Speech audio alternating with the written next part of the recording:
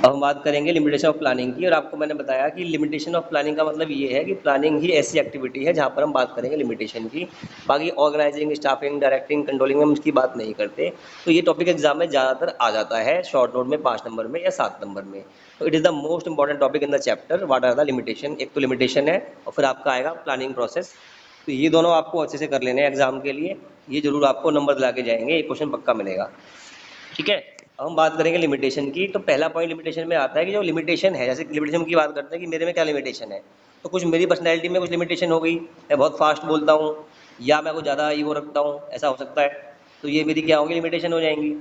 और second part कि ऐसी लिमिटेशन जो मेरी अपनी नहीं है, लेकिन जो एनवायरनमेंट है, ऐसा ऐसे ग्रुप है हमारा, वहाँ कुछ लोग ऐसी एक्टिविटी कर देते हैं, उससे मेरी क्या नाम है नेगेटिविटी और बढ़ जाती है। तो ये क्या है, आपका सराउंडिंग एनवायरनमेंट है। ऐसे ही क्या है, आपका लिमिटेशन ऑफ प्लानिंग है। कुछ प्लानिंग के अंदर खुद कमियां हैं, उनको हम बोलेंगे इंटरनल लिमिटेशन, है ना। और कुछ कमियां ऐसी हैं जो एनवायरनमेंट से आ जा रही है, उनको बोलेंगे एक्सटर्नल लिमिटेशन। तो पहले हम बात करते हैं खुद में प्लानिंग में क्या कमियां हैं। First is planning leads to rigidity. इसका मतलब क्या है कि हम बहुत रिजिड हो जाते हैं। जैसे मैंने कहा चैनल को सब्सक्राइब कर लो, अरे एक बटन दबाना है, उसमें क्या टेंशन लेनी है। लेकिन लोग इतने रिजिड है कि नहीं, वो काम नहीं करेंगे, ग्रुप पे बहस करेंगे उसके लिए। ठीक है। तो इट इज कॉल्ड रिजिडिटी, कि आप बहुत रिजिड हो गए हैं किसी चीज़ को लेके और आप चेंज करना चाहते ही नहीं अपने आप को। When you have decided you will not change, then you will decline. जब आप अपने में चेंज नहीं लाएंगे तो पर्सनैलिटी ग्रोथ सब बंद हो जाएगी आपकी, आपका डिक्लाइन शुरू हो जाएगा।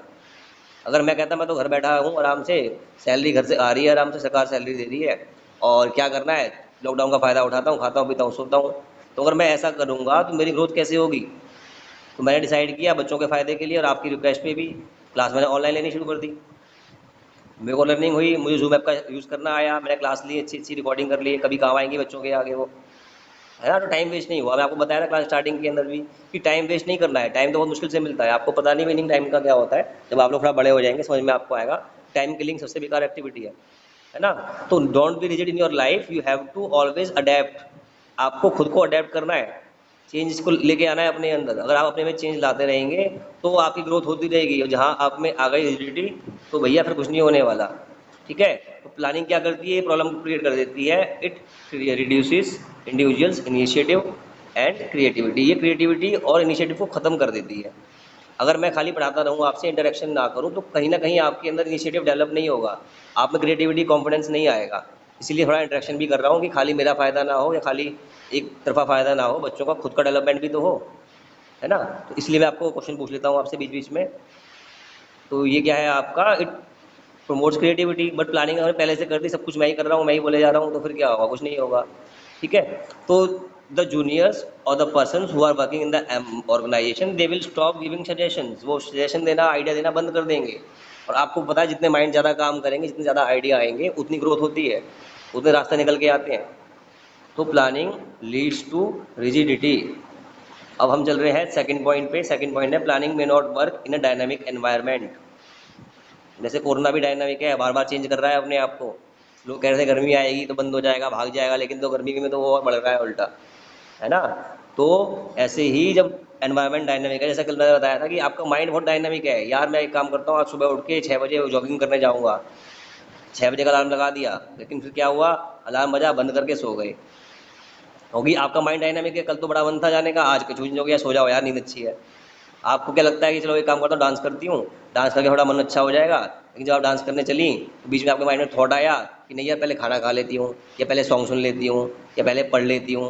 तो हम जिस काम को करने जाते हैं उस काम की जगह हमारा मन और भागना शुरू कर देता है। It is called dynamism. तो ऐसे ही आपका एनवायरनमेंट है, वो बदलता रहता है। जब एनवायरनमेंट चेंज होता रहेगा तो हाउ कैन यू एंटिसिपेट। तो इसीलिए आपकी प्लानिंग ऐसे माहौल में काम नहीं करेगी जब फ्यूचर चेंज होता जा रहा है, बार बार बहुत चेंजेस आ रहे हैं। जैसे मोबाइल वर्ल्ड है आपका, लैपटॉप का टाइम है आपका, ये एप्पल का मोबाइल भी आप देख लो कितने चेंजेस उसमें आ रहे हैं। तो इतनी फास्ट चेंजेस आप अपने में ला पाएंगे तो अच्छी बात है, वरना प्लानिंग आपकी कभी भी वर्क नहीं करेगी in a dynamic environment. Planning involves huge cost. Planning में खर्चा तो आता ही है, और ये बात फैक्ट है। मैं भी क्लास ले रहा हूँ ऑनलाइन, तो मेरे को भी इसमें काफ़ी एफर्ट करने पड़ रहे हैं। ऑफलाइन क्लास तो मैं कभी भी ले लेता हूँ, कोई दिक्कत ही नहीं है, कुछ सोचना ही नहीं है। लेकिन जब क्लास ऑनलाइन लेनी है तो कुछ स्क्रीन पे दिखाने के लिए नोट्स होने चाहिए, वो नोट्स भी अच्छी क्वालिटी के होने चाहिए, प्रॉपर दिखने चाहिए, और साथ में ब्रीफ होने चाहिए। ये देखो कितने छोटे छोटे पॉइंट्स हैं, है ना, बहुत छोटे छोटे पॉइंट्स हैं, एग्जाम में इतने लिखना है बस आपको। तो ये बिल्कुल मैं इतनी मेहनत करके आपके सामने आ रहा है ये एफर्ट, तो उसका बेनिफिट ले लीजिए। ठीक है। तो प्लानिंग इन्वॉल्व्स ह्यूज कॉस्ट। जब भी आप कुछ प्लानिंग करोगे आपको खर्चा आएगा, लोगों को इकट्ठा करोगे, उनकी मीटिंग करोगे, फिर प्लान बनाओगे, कागज वेस्ट करोगे, कहीं जाओगे, एनवायरनमेंट को देखोगे। ठीक है, बहुत सारी प्लानिंग में खर्चे आपके हो जाते हैं। तो इसीलिए प्लानिंग एक प्रोसेस है जिसमें आपको कॉस्ट काफ़ी इनकर होती है। हम प्लानिंग के लिमिटेशन जो प्लानिंग के अंदर नहीं है, लेकिन जो बाहर का एनवायरनमेंट है, जो हमने पढ़ा था बिजनेस एनवायरनमेंट, चैप्टर नंबर 3 पढ़ा था हमने, वो वो जो उसमें चेंज आ रहे हैं उस कारण प्लानिंग क्यों खराब हो जा रही है उसकी बात करेंगे।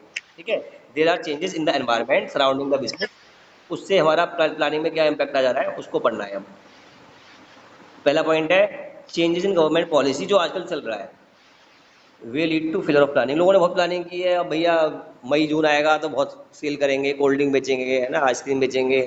अब क्या है, लेकिन लॉकडाउन हो गया, कर लो सेल, कहाँ से करोगे।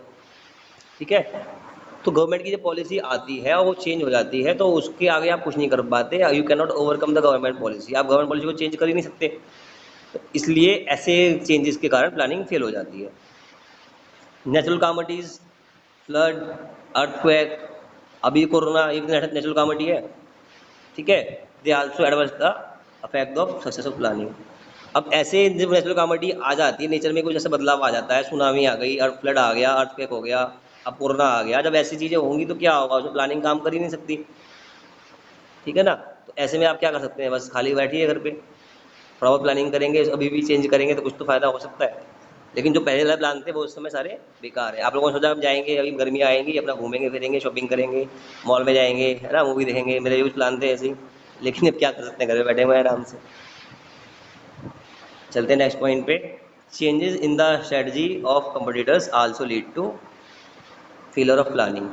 अब हमने कोई प्लान किया, जैसे मान लो मैंने प्लान किया कि यार जो पेप्सी वाला है, पेप्सी है, एक कोका कोला है, तो कोका कोला ने प्लान कर लिया कि मैं अपनी कोका कोला 5 रुपये की कर दूंगा बोतल, मेरी सेलिंग बढ़ जाएगी।